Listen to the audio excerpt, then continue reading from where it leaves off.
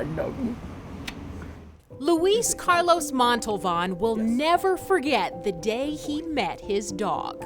2008, right, it was a presidential election results that day. Just so happened to be Tuesday. Tuesday has been by his side ever since. Speak!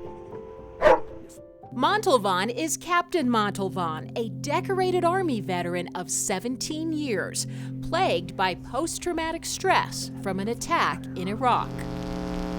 Like vertigo and migraines, shooting sharp pain, unable to connect with the world. Drinking was a means of numbing the pain. That starts a very dark road. Tuesday, get my cane. Yeah, get it. Oh, it's a good boy. Oh, yes, it's a big stick. Oh, that's good. Oh, you're so good. I'd never heard of a service dog before. Tuesday balances him to keep him from falling and comforts him when the nightmares come. He gets up gently and he hovers over me. It's very sweet, and he'll lay and he'll start breathing on my neck. He is a caretaker and he is a therapist. I wouldn't be able to speak in this interview, were it not for him. Tuesday, my lap. Sit down. Oh, he's so good. Montalvan writes about his journey of healing in the New York Times bestseller Until Tuesday, and he wrote a children's book called Tuesday Tucks Me In. Tuesday came into my life at its darkest point. He traveled from his home in New York to Arvada to share his story.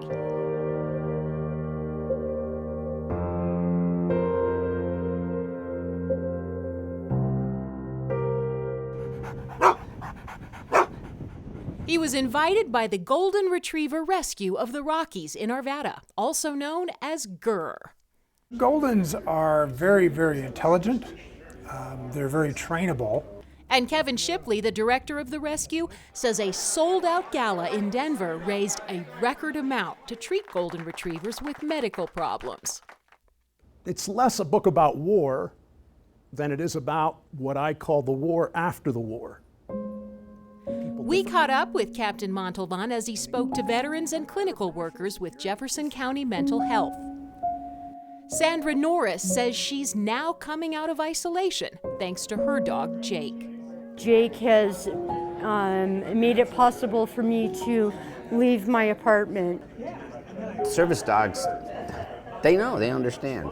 It's that unconditional love they get, which a lot of places, us being veterans, don't get it. Most everybody knows a veteran and can relate and maybe can communicate a little bit about what they learned from Luis. Hello, I'm Luis. Chris, it's a pleasure to meet you. How you doing? Montalvan says interest in service dogs is growing, and he encourages all veterans to talk about their experiences in war and don't suffer in silence. There is a way through the fire. What a good boy. Thanks to his furry friend, he's learned how to love and laugh again. Oh, you, give me a kiss. They take on life together. He's my best friend ever. Because you can have more than one BFF, right? One best friend, a best friend forever. But Tuesday is my BFE, my best friend ever. And you can only have one of those. Tuesday, give me a kiss. Oh, you're so good.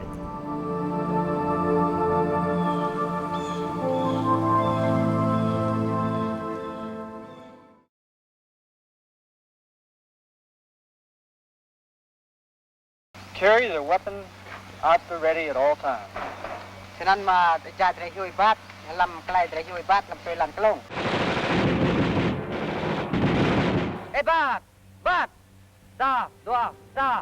You're watching covert training in the jungles of Vietnam, classified missions run by U.S. Special Forces, otherwise known as Green Berets.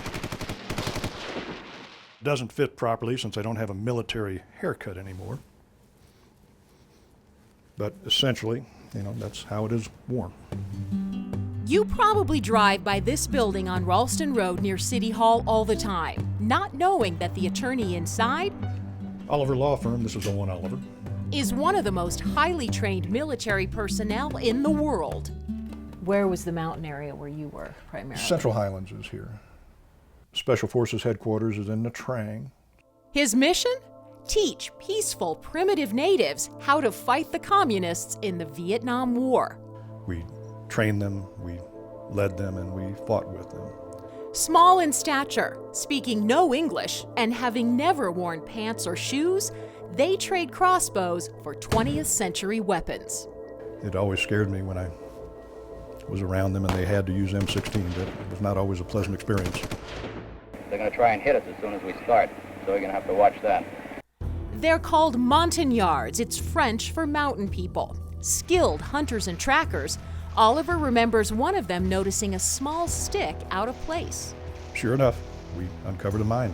I mean, it's an example of what the Montagnards could do that I'm not sure many other people on this planet could do. They knew the jungle. This was a professional crew. They were good at what they did, and they paid attention to the details. We tracked for days and days through some nasty territory in the jungle and the swamps, and located what we were supposed to locate. Together, they form a powerful alliance against a common enemy in a hidden war, operating without the knowledge of the regular army or the public, directed by the CIA. We typically were there to gather information, survive, and hopefully get out alive. That doesn't always happen. We found a hidden underground hospital complex, a huge one, just dug into the mountain. They saw us coming and evacuated, not before we lost some people with some of their booby traps. Oliver's point man is hit. Ran up and attended to him because I was the Special Forces medic on the team. He didn't make it. The bond formed in battle is something only veterans can understand. It's losing friends. You don't get over that. I was there yesterday. It's always there. And the bond with the Montagnards is just as strong. If you proved yourself to them in battle, you were privileged to receive a bracelet, which they placed on my wrist.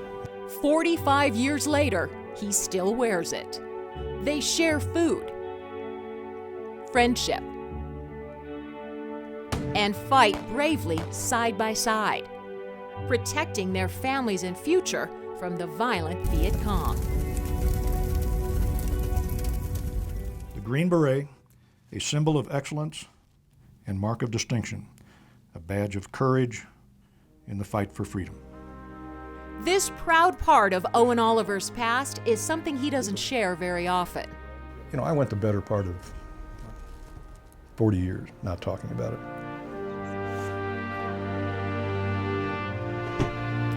These days, he focuses on his law practice and his clients. But when he looks at his bronze bracelet, he remembers he's not just a Green Beret, he's a member of the Montagnard tribe. The Vietnam Veterans of America Chapter 1071 is based in Arvada. The nonprofit helps support veterans. Go to VVA1071.org or call 303-870-2428 for more information.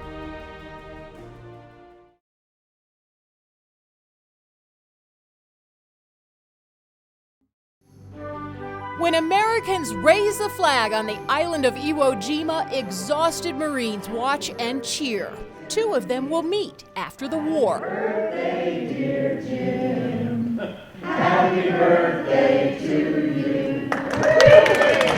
As Jim Blaine turns 91, he never imagined he'd be here, speaking to a group at the Arvada Community Recreation Center for a Veterans Day salute.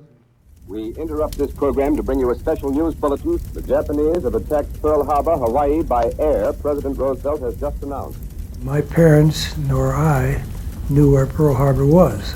An Idaho kid, he'd never even seen the ocean. He was 17, a high school junior, when he became a Marine. Out we go, over the side. With the 4th Marine Division, he makes many beach landings in the South Pacific, battles he'll never forget. Spread out, spread out. What stands out the most is when you make your first landing and you see the first guy go down.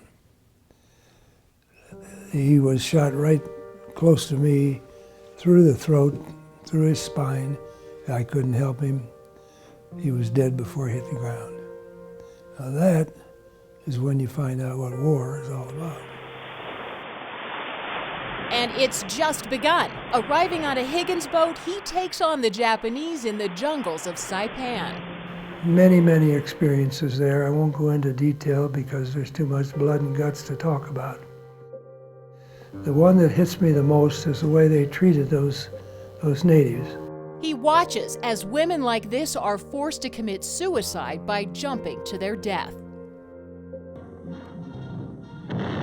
Now, with plenty of combat experience, Blaine heads to Iwo Jima for the fiercest battle of all. Meanwhile, Don Whipple, a 17-year-old from a big family in Kansas who milks cows before school with his brothers, has joined the 5th Marine Division. He too has Iwo Jima in his sights.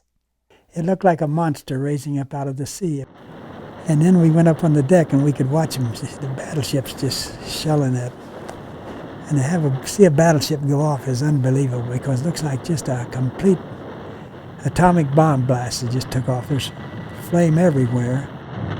When the boat ramps drop, Whipple storms that black volcanic beach. There was bullets and shells and fire on every side. The Marine kicks in with you and you get up and take off, and away we went. He wouldn't get far. I got hit with a mortar the first day. Shrapnel pierces his leg. Rather than leave on a boat to the hospital, he ignores orders and stays to fight. Jim Blaine, somewhere else on the island, is reacting the same way. The motto of the Marine Corps is first to fight. We had a terrible slaughter that first day. Jim helps pull bodies out of the surf so more boats can get to shore. We want to get this damn war over with. We don't want to lose any more guys. The flag raising a few days later gives them the momentum to keep fighting. But the moment that the flag went up, all the ships in the harbor and everybody that had a noisemaker started all the sirens and the klaxons running, and we knew exactly what happened without even turning around. Every morning when the sun would come up, why, you'd look out of your foxhole and look up there to see if the flag was still flying. There is still more to do. The Japanese are hiding in caves, and on the 13th night, Jim Blaine has guard duty. He spots the enemy and unloads his weapon. And of course they fired back at me, and a shell went through my right foot. And as I went down, another one bounced off the top of my helmet and put a hole in it about 2 inches long, but it didn't hit me. He's evacuated with 25 others. But they were in baskets attached to the bulkhead of the airplane, and they were in casts from the top of their head all the way down to their feet. These were guys who had spinal